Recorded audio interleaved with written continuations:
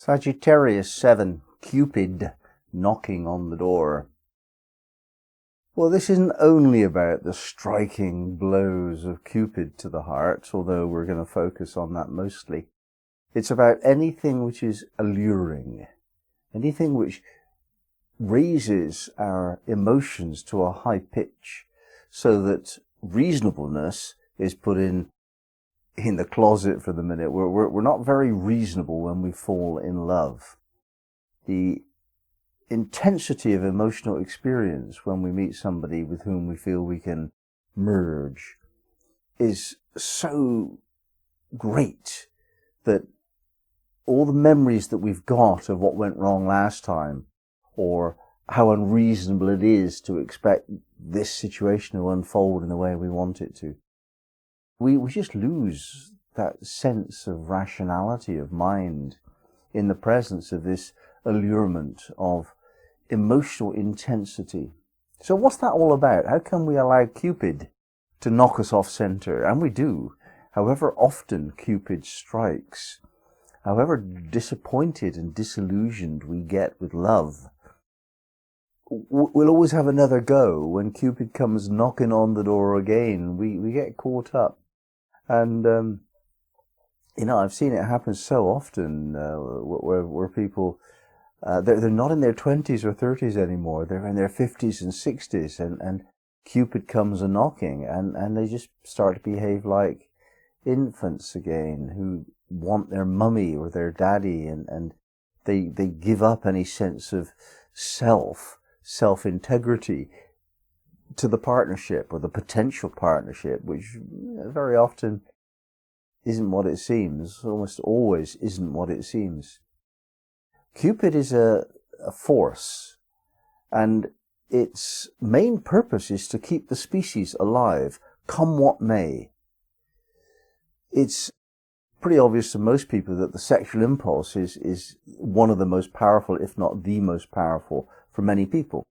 And this is the force of survival on a genetic level, on the level of gene. The gene's imperatives are to survive in order to replicate, to further the species.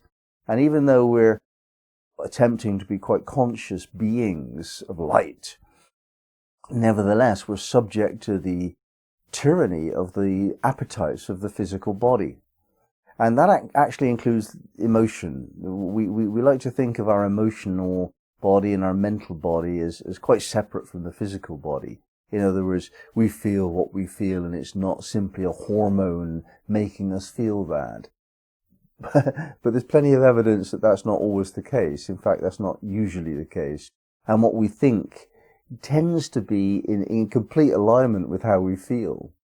So we have this hormonal secretion going on in the physical body that creates an emotion that turns itself into a thought that then we depend upon as though it were reasonable because it comes from the mind. Well, it isn't reasonable at all. It's just the species wants to continue, and that means babies, and that means sex. So most of the operation of Cupid is simply the imperative of the species to breed.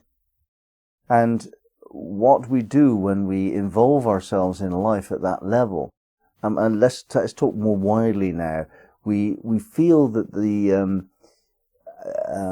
appetite of fame will satisfy us. The more attention we get, the more popular we are, even on the level of public popularity and so on. If we can get to that level so that we're important or well thought of, or so, we think that level of attention will please us fully, or a certain amount of money, even if it's not earned, it's inherited. If we've got all of that money, we'll be satisfied. And cupidity applies across the board, and it just never works. We get blinded for a period of weeks or maybe months, even years in some cases, in terms of ambitious people who chase money and position, fame and fortune. Is a form of cupidity that's no less an allurement for those types of people than is the promise of love lasting forever. And it's something to study. Why have we that in our lives? Why have we attracted that level of silly temptation? It will not lead us to any degree of permanence of satisfaction. It never does, it never will, it never could. And we've got all of the stories to read that neatly stop when the two lovers who had a hard time getting together overcome their difficulties and put a ring on each other's fingers. That's the end of the story in so many romances. But in fact, it's the end of a dream. That's the dream popping when we actually make a commitment into relationship. And it's the same with jobs. The recent incumbent in the White House had this dream of being president and then realized it was actually quite an unpleasant experience, having all that demanding attention and having to live up to the responsibilities of the office, which he couldn't do. And it's the same in relationship. We have to live up to the responsibilities of relationship. And that could even extend to the point of becoming a parent. It usually does.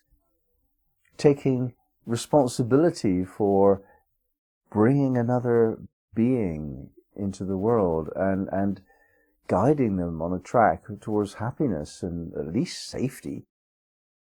Can we do that? Is that what we intend to do when we fall for Cupid, to take on that level of responsibility? And most people don't really think it through clearly. They even glamorize and idealize the idea of bringing up a child. Oh, let's have a baby together. Won't that be lovely? It's many, many things, and I suppose lovely is one now and again, but usually not. It's burdensome, it's difficult, thoroughly satisfying on one level, but lovely? Oh, occasionally. And that's the dream that most people live out, that the honeymoon period will last forever, and the sweet baby smile will last forever, and so on. It's nonsense, isn't it? And yet we get caught up again and again. So why do we? Why do we get caught up with this allurement for life? And the simple answer is that we have the appetite for more. And when we got involvement in life, then we have both the challenges and the cost. Now, in all these allurements and attractions and desires that we experience in life, there's always a cost. And the dream of the benefit and the reality of the cost in real time puts us through a very interesting kind of offset between the ideal, the vision we have of what we can be, our fullest potential in life, on the one hand, and what oomph we've got, what power we've got to overcome challenges and deal with the difficulties that we've attracted by responding to the allurements.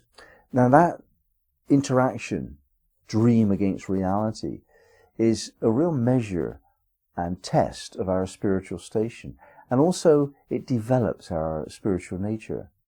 So although, first and foremost, Cupid draws us into material world desire, in the end it leads to a spiritual awakening.